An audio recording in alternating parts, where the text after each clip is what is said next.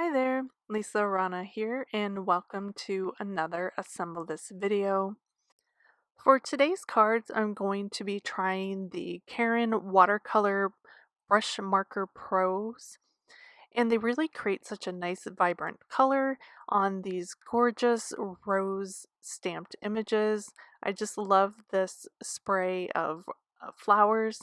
It is from the January 2021 Sentiment Kit by Unity Stamp Company, and it has lots of great little sentiments included in this set. So I have my work surface kind of prepped. I'm using some watercolor paper since we're using watercolor pens, and it's a medium, and I'll be using lots of water, so I wanted to make sure the paper could handle that. I just have a baby wipe to the side so I can clean off my brush, plus I have my water cup ready to go. The watercolor paper I'm going to be using is the Fabriano 140 pound hot press watercolor paper. I generally use this for most of my watercolor mediums. I like the smoothness of the paper, and it has a nice white quality to it as well. And this is the first time I'm trying out the Brush Marker Pros, so I have not played with these yet, so this is kind of a trial and error. These first couple blooms, I'm just kind of getting a feel of how the pigment works on the paper and kind of how I want to apply it. So I have some tips that I'll share with you as I go along. Just some things that I've learned um, playing around with these markers and kind of getting my technique down. The first thing is whenever I watercolor, I have no training in this. This is all just trial and error from years of playing with coloring and markers and different types of mediums. So I have my own method of watercoloring. It's probably not what most watercolor artists would use, or maybe it is. I have no idea. This is just how I've made it up over the years. I generally will lay down a wash of color because I'm kind of lazy and I just want to kind of get a base going. And with these Karen markers, I've noticed that if you lay the ink color down directly onto the paper, some of the colors don't blend as well as others.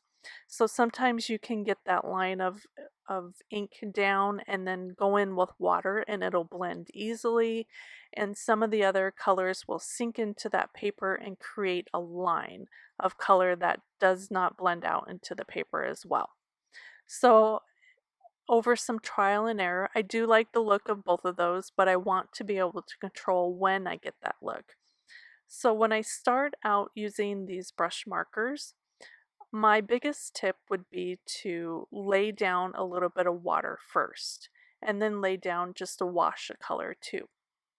That way you're prepping the paper for this marker application of paints.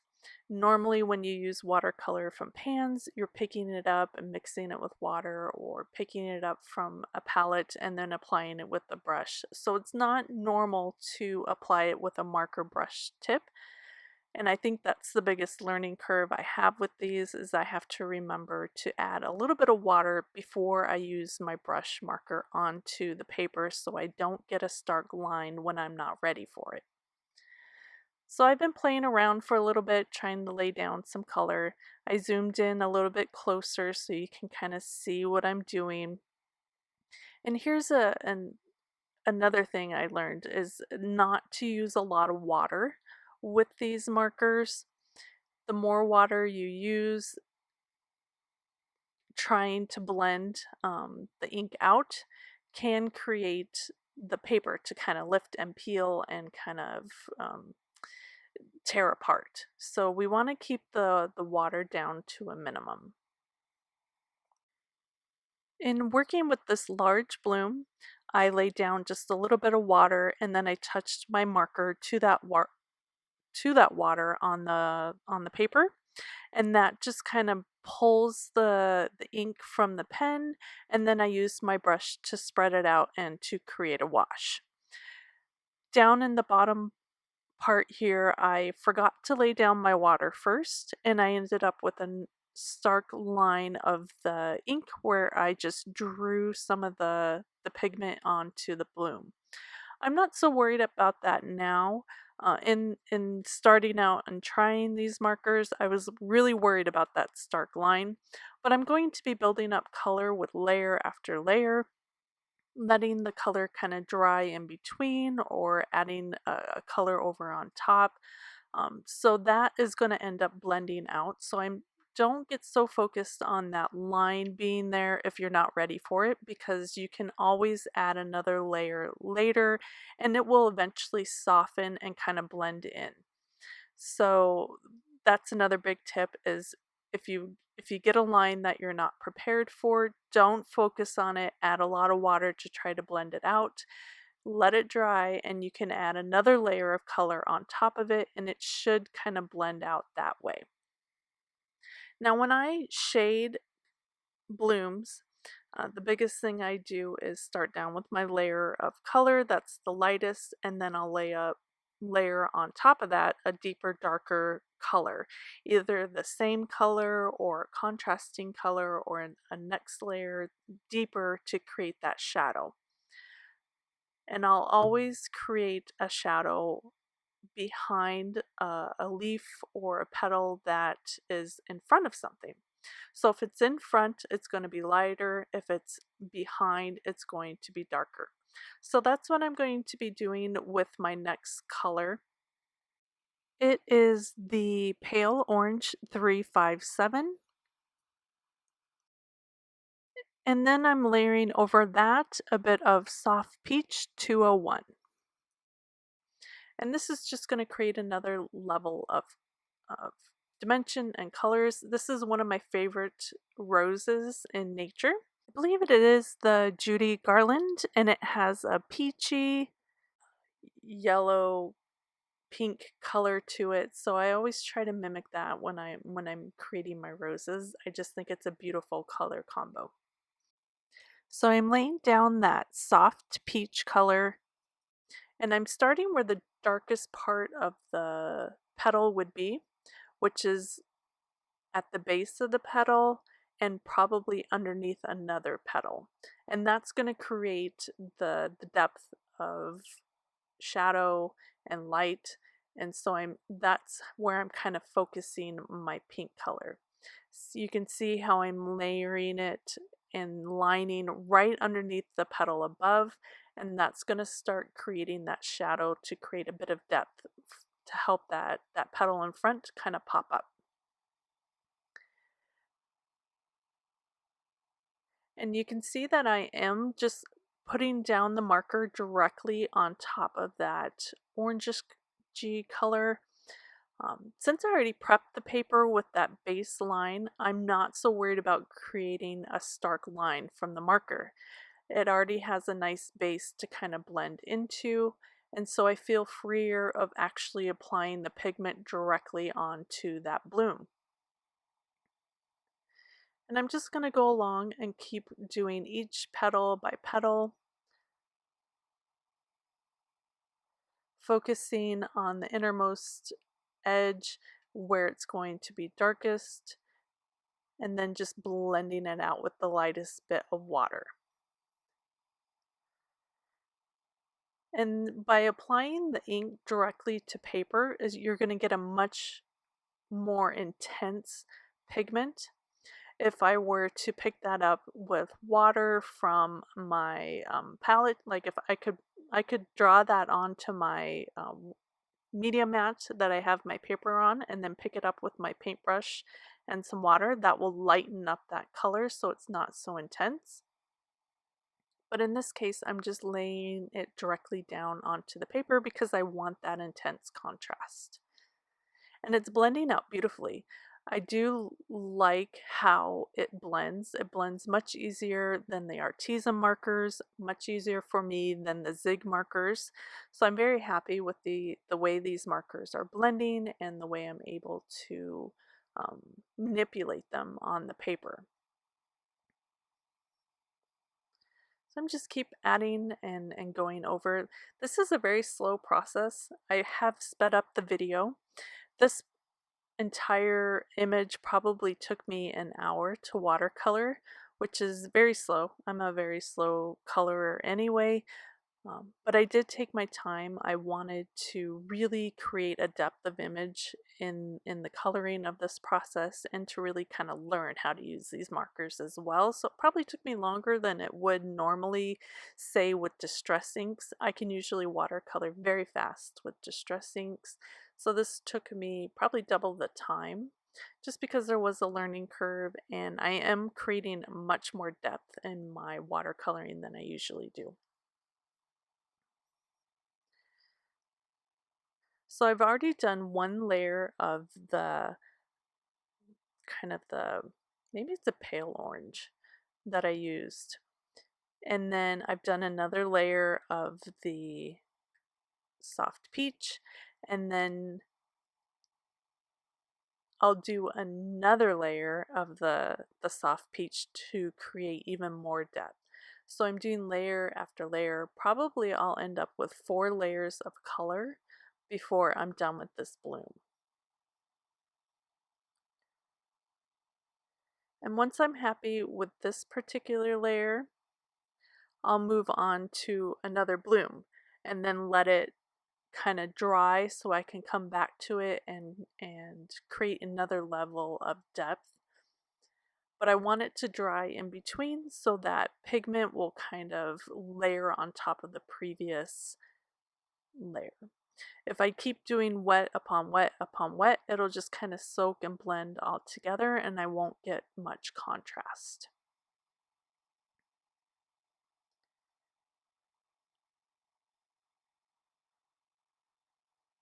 I just noticed that there was a tiny little bloom just starting down here, so I added a little bit of color to that. So now we're just gonna do this bloom up top here. I'm going to fast forward a little bit. The process is still the same. I'm going to add that soft peach color to the base of the petal and then blend it up and outwards. And anywhere that would be behind another petal, I'll again add that soft peach to create that depth of image. So now that I've finished all my soft peach coloring, I probably did 1 layer of orange, 2 layers of soft peach, and now I'm going to come in with this rose pink 168 and just create one final darker depth layer of color. And I'm also doing the little berries here. I'm just dropping on a bit of pigment and then just blending it slightly with a little bit of water on my paintbrush. As I moved along through this image, the amount of water on my paintbrush kept getting less and less. I felt like I had much more control with a less amount of water. So for this application, I want to have even more control over the depth of that pink color. So I'm picking it up using my paintbrush directly from the brush marker. And this way I can get an intense color and then apply it to the paper using my paintbrush. And I feel like that was a nicer blend. It is a starker contrast, so you'll see that sit on top of the peach color a bit more, and it'll create a nice shadow for me. And I like the pink color as well. It's pretty vibrant, and that is what I'm using to create the deepest, darkest part of my shadow, so I get a little bit more of that 3D look in my image. Next, we're just going to color in these leaves. I used a combo of 3 colors. I have a sulfur yellow, which is my lightest color. My cap did not have the number on the lid, so I don't know what the number is, but the color is sulfur yellow. And then I'm using a lime green 071 for my medium tone, and then an olive green 281 for my deepest, darkest shadow color. Again, using the same process of laying down a nice layer of color, put down a little bit of water, touched my marker to that water, and then spread that out with my paintbrush. I also use the method of picking up the color from my marker with my paintbrush by touching the end to the pen. I do like that process. I started using it more and more as I went through coloring this image.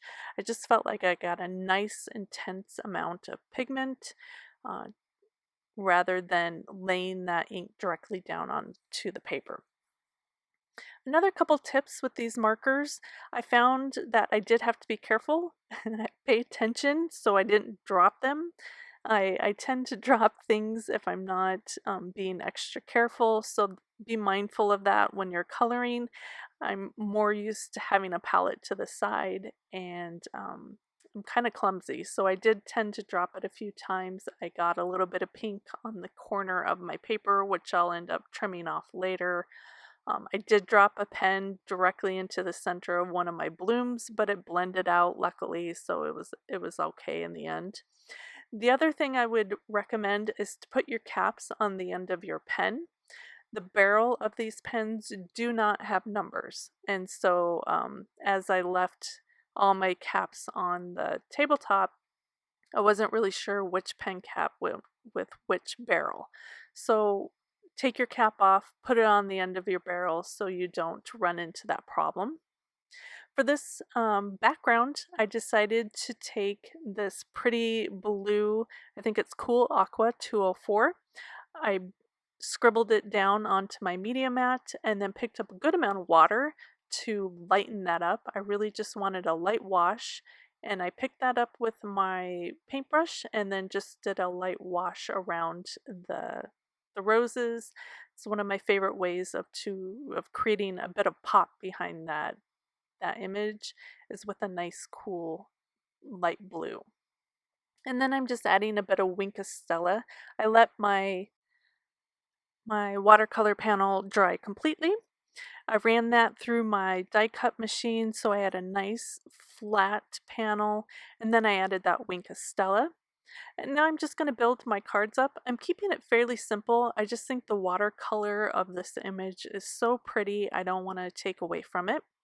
So I'm just adding some strips of pattern paper that I thought accented my panels of watercoloring, and just putting a strip down the sides of my cards. It's probably about 2 inches, and then I'm just trimming those off to match my card fronts.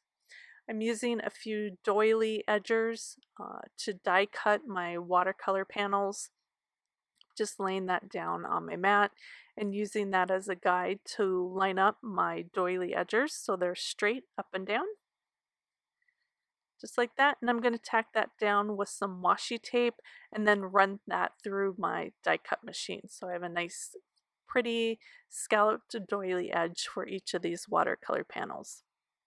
What I love about these floral blooms is that they can go either direction. And I thought about flipping the colors here, so I just flipped them around. And I kind of like the green and the pink and then the blues with the black. So flip those back around. So it's kind of nice that those floral images can go in almost any direction. And now I'm just going to glue those down with some foam adhesive. I put that on the back of the panels and press that down. And then I'm going to do the same thing with the other panel. Just tack that down. Wanted to make sure my card was going in the right direction. Wanted to make sure it opened correctly. So we're just going to put that down. And I just like the simplicity of these cards. Again, I wanted that watercolor to really be the shining part of these cards. I grabbed a couple sentiments from the kit. I have a Happy Mother's Day and then a Happy Birthday. And I embossed those, or white heat embossed those on some black cardstock. And I'm just going to pop those up on my fronts here. And then to finish everything off, I just added a few kind of sparkly things. They're rhinestones and water droplets, and I'm just kind of putting those down in a pattern on the front. Just adds a little bit of sparkle of shine, which of course I always love to add to my cards. And here are our finished cards. I just love the vibrant colors from the Caron Brush Pro markers. They were really easy to use after I got the hang of how the pigment reacted to the water and paper. I also love this rose bouquet. It can easily be used in either direction and for lots of occasions. I just paired them with a pretty doily edge and a few sparkly drops and called these watercolored cards done. As always, I have my supplies linked below in the description of this video. If you have any questions or sweet comment, post below. Thank you so much for watching. I hope it was helpful and informative, and I'll see you again soon for another video. Bye!